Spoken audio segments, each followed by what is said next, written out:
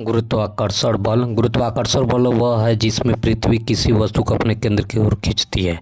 पृथ्वी के गुरुत्व के कारण पृथ्वी को वायुमंडल उपस्थित गुरुत्व के कारण वायुमंडल कण पृथ्वी को छोड़कर नहीं जा पाते हैं। चंद्रमा पर गुरुत्वीय त्वरण जी का मान पृथ्वी के गुरुत्वीय त्वरण मान 1/6 होता है। पृथ्वी से चंद्रमा पर जाने वाले सरल लोकों का आवर्तकाल बढ़ जाता है क्योंकि चंद्रमा पर गुरुत्व त्वरण का मान घट जाता है। गुरुत्व के कारण जो त्वरण उत्पन्न होता है उसे गुरुत्वजनित त्वरण जी कहते हैं तथा पृथ्वी की सतह पर इसका मान 9.8 मीटर से स्क्वायर होता है। पृथ्वी तल से नीचे के ऊपर जाने पर जी का मान घटता है। जी का मान पृथ्वी के ध्रुव पर अधिकतम होता है। जी का मान विषुवत रेखा पर न्यूनतम होता है। पृथ्वी के घूर्णन गति बढ़ने पर जी का मान कम होता है।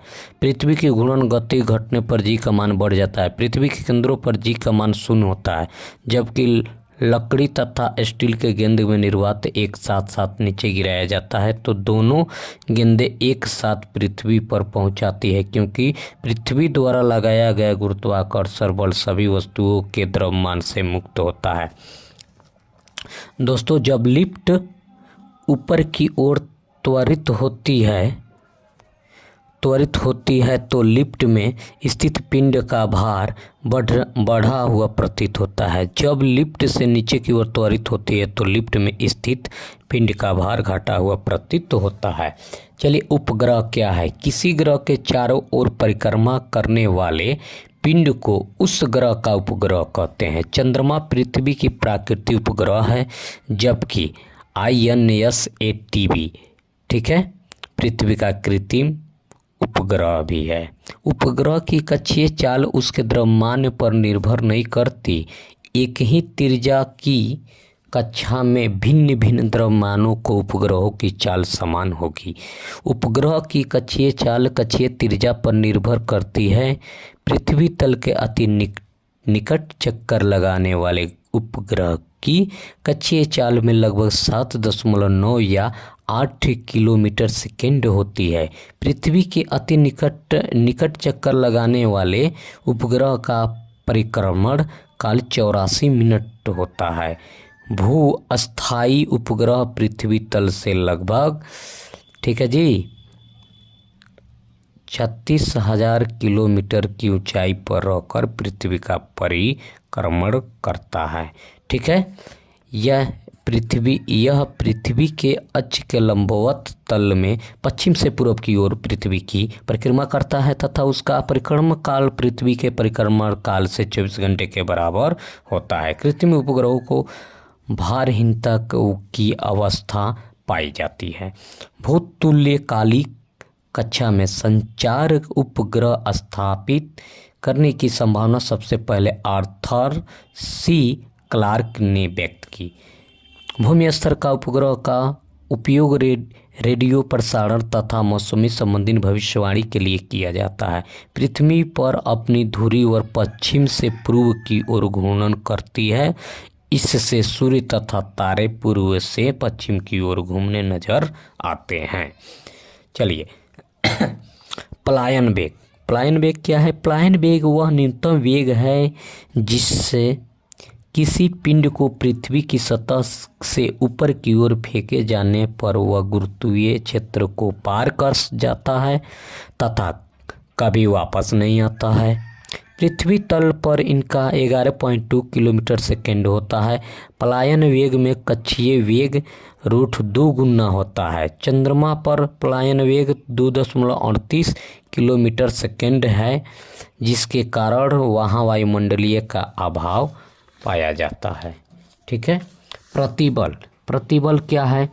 तो प्रति एकांक क्षेत्रफल पर लगने वाले आंतरिक बल को प्रतिबल कहते हैं। इसका मात्रक न्यूटन बाई मीटर यानी स्क्वायर या पास्कल होता है। चलिए, अब अगला प्रश्न,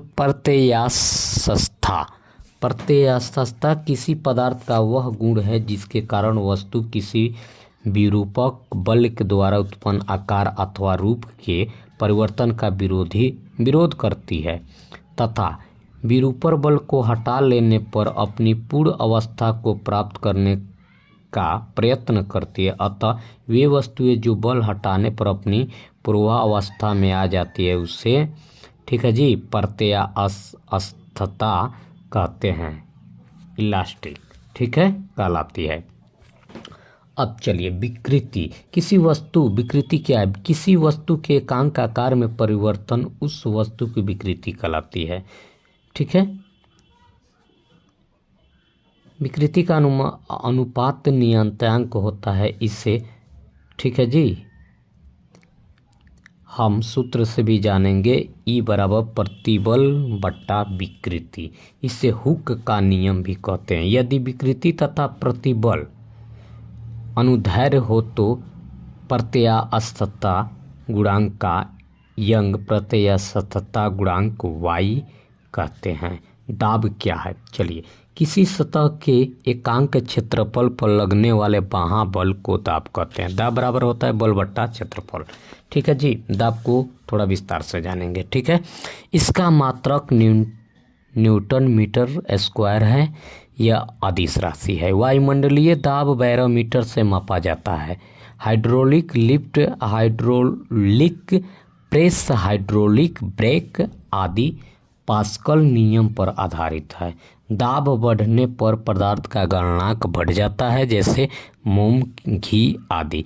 गर्म करने पर जिन पदार्थों का आयतन घट जाता है, दाब बढ़ने पर उनका गलनांक भी कम हो जाता है, जैसे बर्फ, बिस्मथ, ढलवा, लोहा आदि। सभी द्रवों को क्वथनांक दाब घटने पर बढ़ जाता है, ठीक है। बैरोमीटर का पाठ्यांक जब एकांक नीचे गिरते हैं तो आंधी आने की संभावना होती है। बैरोमीटर का पाठ्यांक जब धीरे धीरे नीचे गिरते हैं तो वर्षा होने की संभावना होती है।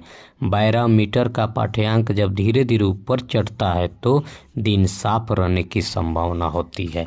तो पृथ्वी की सतह से ऊपर जाने पर वायुमंडलीय दाब कम हो जाते हैं, जिसके कारण पहाड़ों पर खाना बनाने में कठिनाई होती है।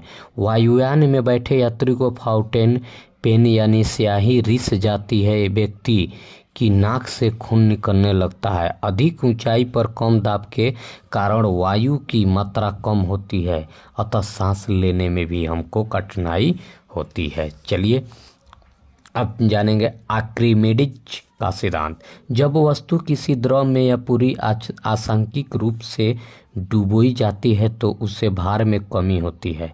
भार में यह आभासी कमी वस्तु द्वारा हटाए गए द्रव्य के भार के बराबर होती है। उदाहरण, मान लीजिए लोहे की बनी छोटी सी गेंद पानी में डूब जाती है, तब बड़ा जहाज तैरता है, क्योंकि जहाज द्वारा विस्थापित किए गए जल का भार उसके भार के बराबर होता है। उसी प्रकार हाइड्रोजन से भरे गुब्बारे हवा में उड़ते हैं, क्योंकि हाइड्रोजन का भार उस द्वारा प्रतिस्थापित वायु के भार से कम होता है, जिसके कारण वह आसानी से गुब्बारे उड़ते हैं। अब चलिए घनत्व किसे कहते हैं? घनत्व द्रव्यमान के प्रति एकांक आयतन घनत्व कहलाता है।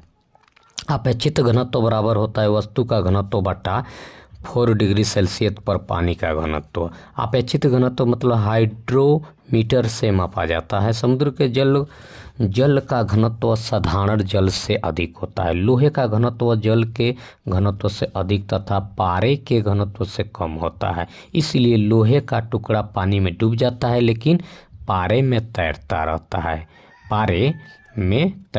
किसी बर्तन में पानी भरा है और उस बर्फ पर तैर रही है। जब बर्फ पूरी तरह पिघल जाएगी तो वह पात्र में पानी का तल बढ़ता नहीं है, पहले के समान ही रहता है। जब बर्फ पानी में तैरती है तो उसके आयतन का 1/10 भाग पानी के ऊपर रहता है। नदी से समुद्र में पहुंचने पर जहाज थोड़ा ऊपर उठ जाता है, क्योंकि समुद्र में उपस्थित नमक के कारण इसकी सघनता अधिक होती है, अर्थात समुद्रीय जल का घनत्व साधारण जल से अधिक होता है। पृष्ठ तनाव क्या है? चलिए, पृष्ठ तनाव। प्रत्येक दाब का स्वतंत्र पृष्ठ सिकुड़ कर न्यूनतम क्षेत्रफल ग्रहण करने की प्रवृत्ति प्रदर्शित करता है, जिसे द्रव का पृष्ठ तनाव कहते हैं। इसका एसआई मात्रक न्यूटन बाई मीटर है। द्रव का ताप बढ़ने पर पृष्ठ तनाव कम हो जाता है, आंतरिक ताप पर शून्य हो जाता है। साफ जल का पृष्ठ तनाव साबुन के घोल के पृष्ठ तनाव से अधिक होता है। साबुन के घोल को जल में मिलाकर जल के पृष्ठ तनाव को कम किया जा सकता है। एक ही पदार्थ के अणुओं के मध्य लगने वाले आकर्षण बल को सहसंजक बल कहते हैं, जबकि विभिन्न पदार्थों के अणुओं के बीच में आकर्षण बलों को असंजक बल कहते हैं। साबुन के घोल के बुलबुले घोल के पृष्ठ के तनाव के कम होने के कारण बड़े बनते हैं। पृष्ठ तनाव के कारण एक ही द्रव में बूंदें वृत्ताकार होती है। पानी में मिट्टी के तेल डालने से पानी का पृष्ठ तनाव कम हो जाता है, जिसके कारण पानी की सतह तैरते मच्छर के अंडे आदि डूब जाते हैं। ठीक है जी। पृष्ठ तनाव के कारण क्या है जी? तो पृष्ठ तनाव के कारण असंजक बल के कारण जल किसी वस्तु को भी भिगोता है एवं पारा कांच से नहीं चिपकता है आदि। कैसिकत्व यानी केसनली में द्रव के ऊपर चढ़ने या नीचे उतरने की घटना को कैसिकत्व इंग्लिश में इसको कैपिलैरिटी कहते हैं। अश्यंता द्रव का वह गुण है जिसके कारण वह अपनी विभिन्न परतों में होने वाली आपेक्षिक गति का विरोध करता है, अर्थात तरल पदार्थ में आंतरिक घर्षण को अश्यंता कहते हैं। ताप बढ़ने पर द्रवों की अश्यंता घट जाती है, परंतु गैसों की बढ़ जाती है।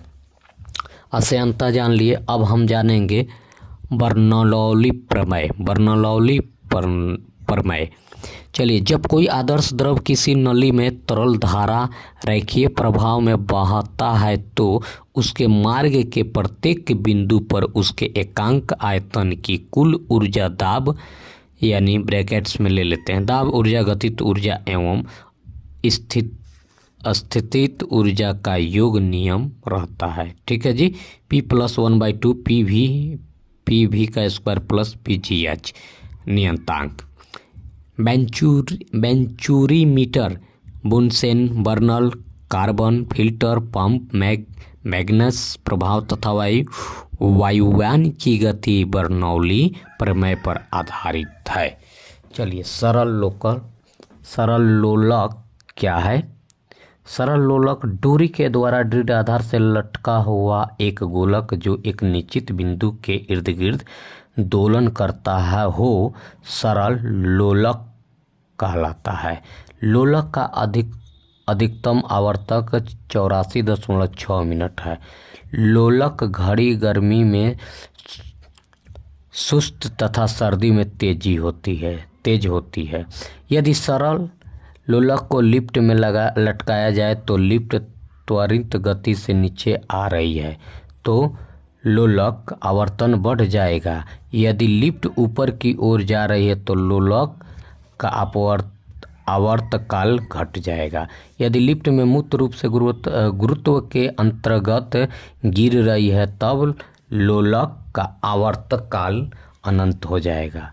चंद्रमा पर लोलक घड़ी को ले जाने पर उसकी आवर्तकाल बढ़ जाएगी, क्योंकि जी का मान पृथ्वी से जी के मान से 1/6 गुना है। चलिए, तरंग किसे कहते हैं? तरंगों के प्रकार दोनों जानेंगे।